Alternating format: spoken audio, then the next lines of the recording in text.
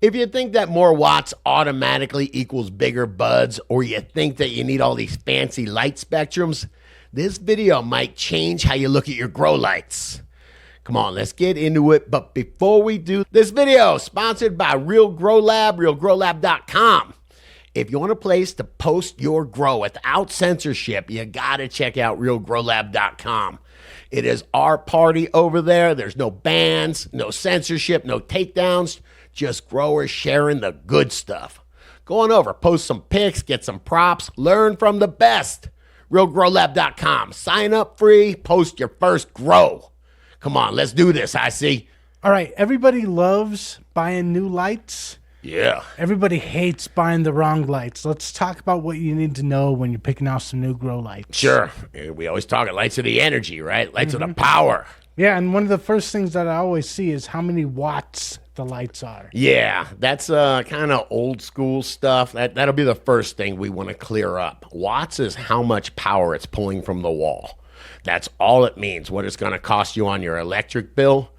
I don't care about how much is pulling from the wall. I care about how much light I'm getting out of that light. If I have a really crappy light, it might pull a lot of wattage and give me a very little bit of light. So yeah, it's really important. That is not measured in watts. That is measured in micromoles per joule. It's that U thing we talk about. It doesn't look like it says micromoles. But it'd be a number between probably 2 and 3, maybe a little bit higher than 3. I think some of the best LEDs are just about 3. Yeah. And that is the efficiency. That is how many light photons, little light raindrops it is taking and making out of that 1 watt. Okay, so more than watts, we're looking for efficiency. We're looking for the most light energy per watt. Yes, exactly. And that is your micromoles per joule, right?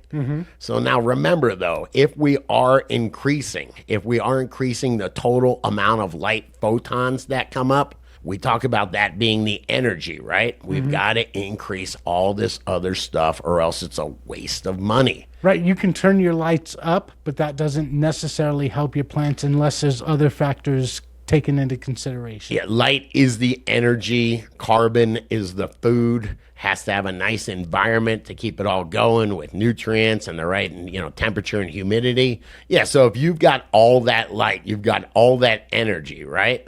Well, if it's grabbing at the air and there's no carbon there, it's wasting that energy. And so the plant has a way to get rid of that energy. It dispels it as heat, but too much of that. And we talk about light burn, right? It looks like heat burn. It's because once it can't even get rid of it as heat anymore, they turn into free radicals, man. So you can turn up your lights and actually hurt your plants. Absolutely. But I see in your grow, you've got your lights cranked all the way up. Sure. But you are adding extra CO2 in. Why? Because the plant can use it at that point. The plant has the light energy. Now it has the food, so it can grab that food. Don't make me say electron transport, bro. It can grab that food and start the whole energy chain going. If it's just getting the light and there's no food to, start the process with, it goes, I don't know what to do with this. Let me dispel it as heat. Oh, dude, there's another one on top of it. I can't even dispel this as heat fast enough, or dissipate this. I think that's the right word, as heat. So what do it's causing problems now, and it just, they call them free radicals, but it just means damaging your, the cell structure, basically. So you add extra carbon or extra CO2 into your grow. How do you go about doing that, and how do you match it to your light? I use a tank. I just use a CO2 tank. I match it to the light using what I've learned off the interwebs. Now, there's a pretty simple rule that I use where I try to match my PPFD of light and my ppm of carbon or CO2. It sounds complicated, but it's not. The number on your CO2 meter should be similar to the number on your light meter. So if I'm at 1100 PPFD of light, that's a lot of light. I can give it 1100 ppm of CO2. And it seems to work pretty well there. That's just a rule of thumb. All right, and you mentioned PPFD. I think that's the important one here. Sure. Not the wattage, not the light that's at the light level. Right. But PPFD, what's that? Yeah, PPFD is the amount of light that's hitting the canopy. So measured at the canopy at level. the canopy or a certain distance away from the canopy. You'll see they'll have different measurements from different heights. And the idea there is you want to illuminate, you want to get a lot of light on that entire square, that entire meter square. PPFD is how much light falls on the canopy per square meter. Man, a lot of these lights, I think about the old-fashioned ones, they're really small ones that are, 12 by 12 inches and provide a lot of light in the center, but they don't have the spread. So, yeah, it's a big deal with that, yeah. So when matching your CO2, you're matching it to the PPFD level at the canopy. At the canopy, right. And hopefully not just at the center of the canopy, the way that you got those big bar lights that are out there, that's not accidental. That's because they hang over more of that meter squared. So they just think of it like a shower head, Nice. Okay. So let's talk about the next thing that light people love Sure. to talk about, but you're saying might not be as important as we make it? Spectrum. Spectrum is the new thing that everybody's talking about. All the lights are coming out with these special spectrums of UVA and far red and all these things. So, yeah, we should definitely talk about it. So my lights at home are just full spectrum, right in the PAR Sure. range. I don't have any of these extra special UV or red lights Sure. that you're talking about. Hey, you just said something, man. I got to jump in. You said in the PAR range. You know what PAR stands for? I have no idea. The photosynthetic active range, man. It means that's where photosynthesis happens. So you go outside that PAR range to UV or to infrared, those don't drive photosynthesis. So that's important. Photosynthesis is what builds the plant. But people swear that like UV or far red do have beneficial effects on your plants. Sure. Are they as important as people are making them out to be, though? Hey, my wife swears that black seed oil works for her. Gives her energy, okay? I don't really know that it does or not, but yeah, people swear by a lot of stuff without really having the facts. I'm going to shout out to Shane from Migro. I've learned a lot from him. He's got a great YouTube channel, Dr. Bruce Bugby as well. Shane had a great video recently dispelling, I think it was like 7 LED myths, and we agree on some of these. And the first one is that UVA, we always talk about the UV. Man, UVA has been shown to do very little for cannabis. Well, people say that UV increases trichome production, and I think we've even talked about that on the show before. Yeah, and what we learned, first off, remember, UV is outside that PAR range, so it's doing nothing for building your plants or building those cannabinoids. It's not into building. All that you're getting from that is a stress response. So the plant sees this UV, it's damaging, just like it is for our skin. So the theory is that it makes more trichomes as a stress response. There's different UVAs. Remember, we talk about UVA being all right, UVB burning you, and UVC giving you cancer. Those are those clean lights that they sterilize things with.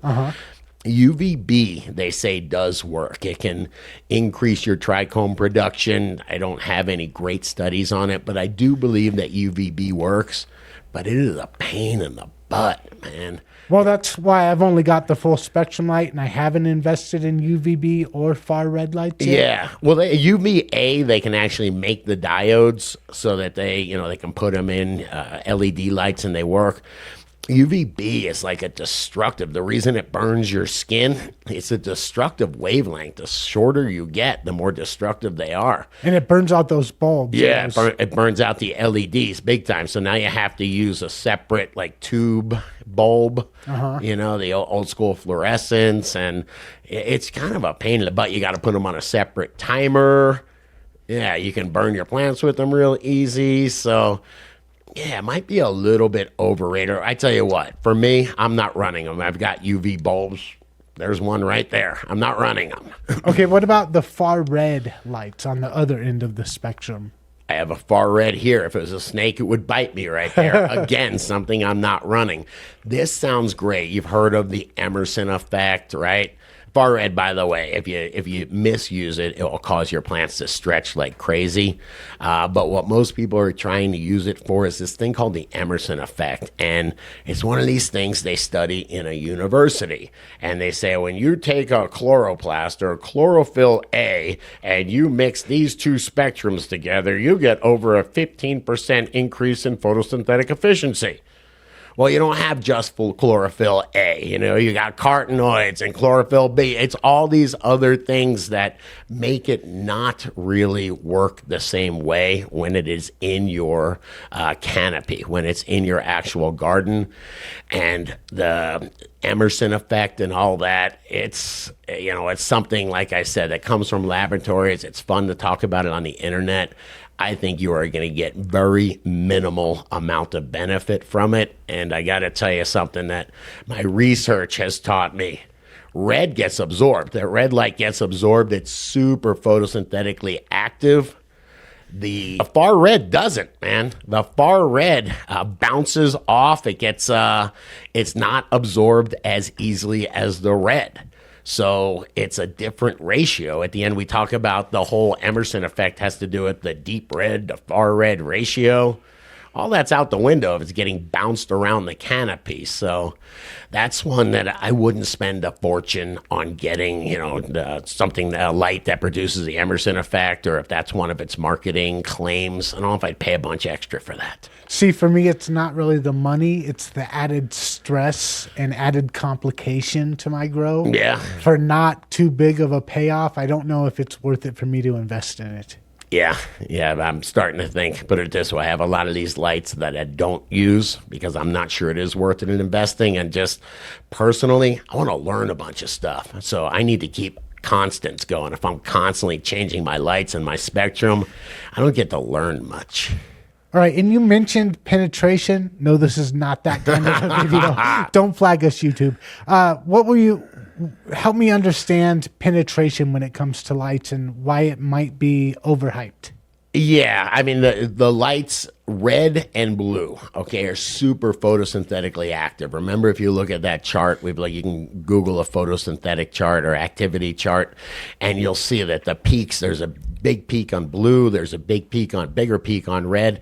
The plants love to absorb them. The leaves just absorb them right away. And I remember that they had those purple lights that were blue and red. Yep. And a lot of people said, well, that's great because it'll penetrate and it'll get those buds in the lower site, the lower budding areas. No, it's actually the opposite because blue and red are absorbed so efficiently.